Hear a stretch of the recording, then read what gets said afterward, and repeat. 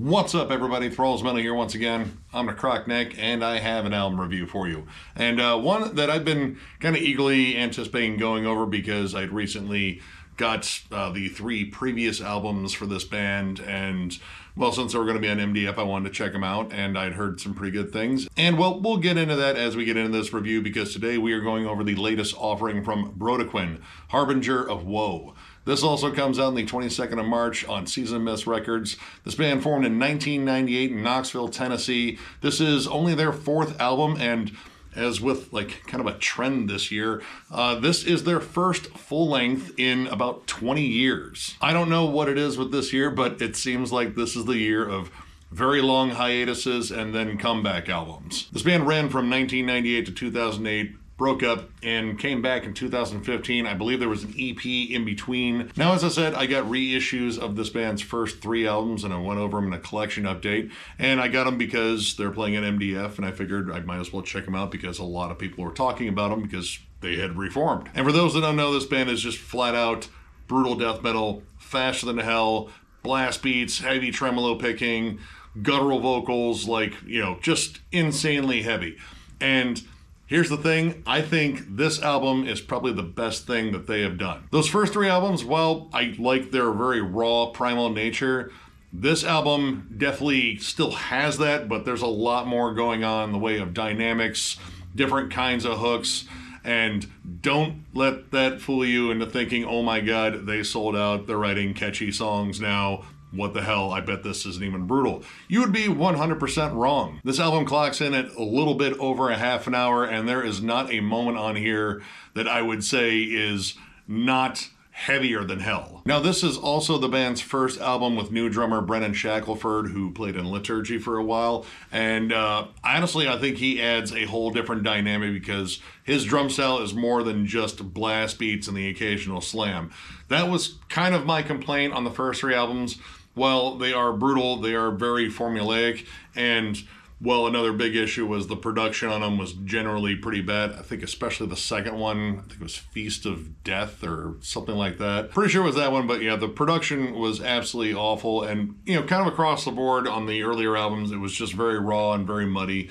And for as fast as the guitars are going, you could barely make out riffs. Here, you still have just heavy, biting, gnarly riffs, but you can actually make out the hooks in them, the progressions and such, where the picking speed actually changes, which, I mean, honestly, the picking speed rarely changes, so I don't even know why I brought that up. The picking speed on the guitars pretty much matches the constant blast beats that go throughout this entire album. But again, this album does a lot more outside of just the standard blast and chug formula that I think this band had. The opening track, Diabolical Edict, actually had a couple of groovy pockets in between the just almost grindcore level fits of rage that were going on at the beginning of the song, which, yeah, like these songs generally just explode right out of the gate. They kick down the door, mug you, and then leave. Because honestly, kind of like grind, they're relatively short and they kind of get what they need to get done very quickly, which is just beat you over the head for the most part. But hearing some groovy pockets right out of the gate kind of threw me off. I was like, oh, I kind of wonder if they're going to change things up. And throughout this album,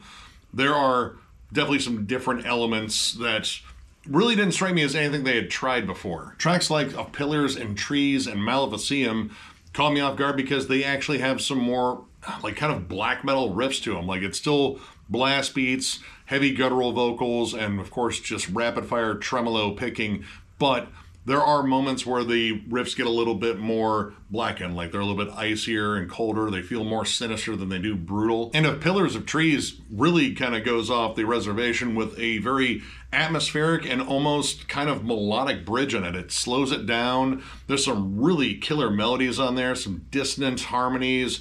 The vocals kind of change around a little bit. Like there's definitely a lot of like low guttural vocals, but there's some harsh screams that sort of like pan in and out. It sounds more haunting, and there's like a legit hook there. This bridge is absolutely fantastic, and it kind of works as a nice point to break up the blast beats and the just absolutely explosive energy that is still all over this band's sound. Maleficium kind of does the same thing, except it really repeats the main sort of almost blackened riff throughout. There's even a kind of like bending, lurching riff towards the end that actually slows it down. And this band, I mean, it's brutal death metal, so you expect breakdowns, but honestly, throughout their first three albums, like breakdowns really weren't like the biggest thing. Like most of it was just blasting, tremolo, pig vocals.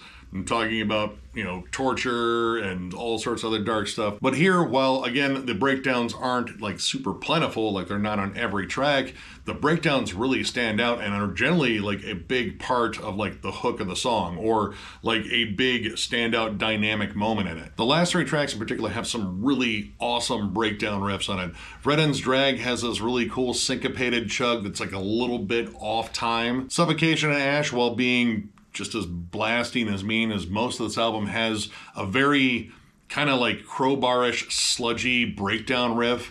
It is probably the slowest moment on this entire album, and it adds a whole different sort of character to the song. Like it just kind of lurches at you. It's kind of bendy and swampy. And Harbinger of Woe absolutely lays on its breakdown and adds some really interesting atmospheric choices, like some samples of, I don't know, like speeches or spoken word, or it could be a sermon. It's kind of hard to tell. It's kind of muffled in the background, but it makes the whole breakdown sound like really sinister and creepy. There's even a moment on Thersiana, I think that's how you say that, where the drums get isolated and there are Gregorian chants over it, and like that's it. Like there's no guitars or bass. It's just blasts and Gregorian chants. And I don't think I've ever heard that combo before, but it was actually pretty cool. And I think all this kind of serves to evolve this band's sound just ever so slightly. Like, trust me, this is still brutal as hell and still very primal. Like, every song in here sounds like it just wants to club you over the head and then skin you like an animal. But the fact that there are more groovy sections, some stuff that is a little bit outside the box, there's even a lot of dissonant melodies on here, and the fact that in terms of production, this is probably the best production this band has ever had. You can now make out all the crazy intricacies and all the riffs and the drum patterns and such. And there's a lot of crazy technical riffing that pops up in like flashes on here. Stuff that is very similar, like Cryptopsy or Malignancy. The opening of Tenaliment, I'm not even sure I'm saying that right. I have never seen that word before. Opens up in a flurry of just crazy technical riffs. It's almost kind of grindcore-ish, like there's a lot of ferocious downpicking I heard in there too. But the fact that you can hear everything they're doing, and the fact that they have added so much to their sound while still retaining their brutal edge, really made this kind of a surprise for me, because the only thing I had to compare this to was the previous 3 albums, and this is definitely on a whole other level. And while I enjoy the brutal, savage nature of this album, I really enjoyed it when they kind of got outside of that. Like, there are a couple like legit catchy songs on here. Like, the riff work is, I don't want to say melodic because that seems wrong to say about brutal death metal, but in a way it kind of is. The main riff on Thersiana is flat out catchy. It's this really cool, intricate tremolo riff, and despite it being just savage and ferocious as hell, there is a legit hook there. Now, I will say there were some things that I still don't like, I guess, in this band's sound. One of them, the vocals are a little standard fare, like they're just sort of low guttural roars. Occasionally you get some higher screams on there that kind of break it up, but for the most part it is a low guttural roar, and it's pushed back in the mix. So while it's not as off-putting as previous albums where the vocals, I feel like, were just like a little bit more upfront, and that and the production was so raw, they are, I guess, in a way kind of ignorable if you're not into that vocal style, because they are more in the back of the mix. And while there are some like seriously dynamic, really cool songs that capture a whole new level of their sound and their old sound as well, there are some songs that I do think are a little just kind of standard in comparison to those songs. Like, the songs that jump out on here really jump out for some awesome reasons that you will probably catch right away.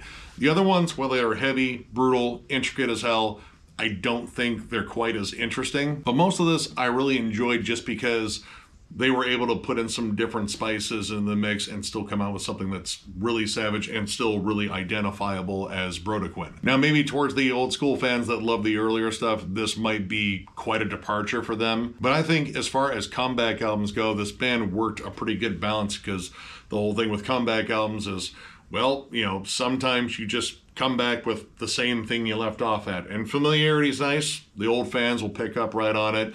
But some might go, well, that's kind of just where you left off, and I feel like I already own this album. Sometimes you try to come back with something wildly different, and you end up alienating your fan base because it doesn't sound anything like what you did. This band found a good middle ground. There's stuff that is very familiar to their old stuff, and there's stuff that is wildly different. The only thing I would say is a massive change across the board is the production, because the production on this is actually quite good. And I think that has a lot to do with it was done by someone that has his roots in this scene as well. Josh Welshman of Defeated Sanity handled the mix and master of this. And while saying this is sonically better than their first 3 albums, it's not really saying much because I don't think those first 3 albums were produced very well. This still has like a really solid mix, and for a brutal death metal album where everything is going 2,000 miles an hour, you can really make out pretty much everything on here, and it still sounds like it has a ton of grit on it. So overall, I'm going to give this 3.5 stars, and honestly, it could grow into a 4 over time. I really enjoyed this, and I kind of anticipated maybe a little bit of the same from their first 3 albums, but when I heard one of the singles, which I believe was Of Pillars and Trees, I was like, that is wildly different. And it was good to hear that that wasn't the only track that sounded like that. There's a lot of other tracks in here that have some very different dynamics for this band, and I love the fact that they found a way to explore that side and become more dynamic and even include melody, but retain an insanely brutal edge the entire time. Like, there's really nothing on here that skimps on brutality. Like, yeah, you get a little bit of melody here and there, but trust me, you're gonna be banging your head to it and you're like, yeah, no, this is still pretty savage. There's absolutely killer breakdowns in here. I love the additional moments of groove. There's some fun off-time stuff too. While the vocals aren't necessarily my thing, that's more or less just me and brutal death metal. Like, generally the vocals are the last thing I have to get past, because that guttural burp thing, it kind of gets a little bit old, but I do like the fact that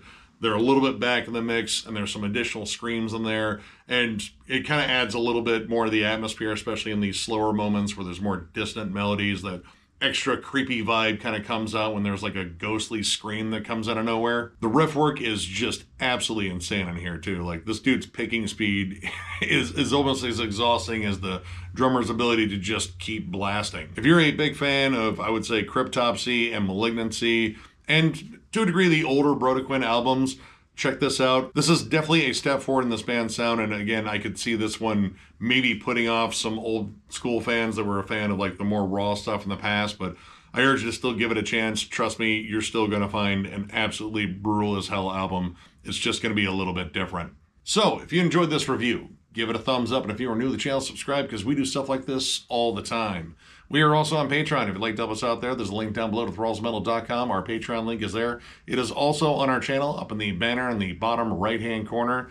But if you're looking for Thralls Metal stuff, you have to go to thrallsmetal.com. We have new shirts there. We have old shirts that are discounted, provided we have your size, and we even still have hats. So if you're looking for any of that stuff, click the link down below. And of course, thank you guys so much for liking, sharing, commenting, all that stuff. It has been an absolute blast doing this for as long as we have. And we're looking forward to, again, overloading you guys with more content. I have other stuff that I've already finished up that I just got to edit up. So there's more stuff from States of Metal coming. There is another collection update coming. The Meshuggah ranking is still a ways off, but that will eventually show up as well, and at the end of that, we will definitely select our new bands for rankings. I also plan on doing another one of those heavy, but is it metal videos at some point too, because that was a lot of fun, and you guys seem to really like that one in terms of the discussion, the comments, and yeah, plenty of other stuff. Whatever pops up in my head and I want to record, I probably will. So one more big thank you, because you guys are incredible, and we will catch you later.